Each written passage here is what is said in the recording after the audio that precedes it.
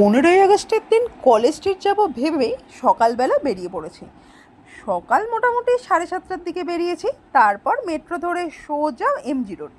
MG road থেকে হাঁটা পথে চলে গেলাম কলেজ স্ট্রিট।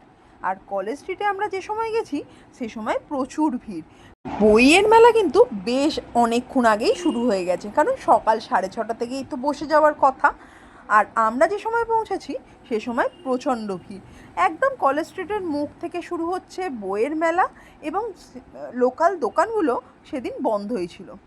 যারা ভাবছো আজকের জন্য মিস হয়ে গেল বইয়ের মেলা, তারা আর চিন্তা করো না, আবার কিন্তু বইয়ের হাট বসবে। সেই হাট বসবে কিন্তু 26শে জানুয়ারি আর 1লা মে।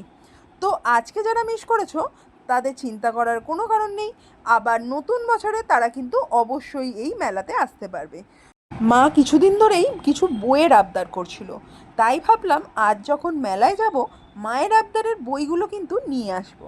তাই আর দেরি না করে মায়ের কথামৃত বইটা কিন্তু আমি নিয়েই নিলাম। তারপর আমার জন্য কিছু কবিতা সমগ্র নিয়েছি। তো এই মেলাটা বা হাটটা যেটাই বলো, আমার তো বেশ ভালো লেগেছে। ভবিষ্যতে কিন্তু এই মেলাতে আমি আসবই। চলো, আজকের মতো টাটা। আর কারা কারা এই কলেজ স্ট্রিটের বইয়ের মেলাতে আসলে সেটা জানাতে ভুলো না।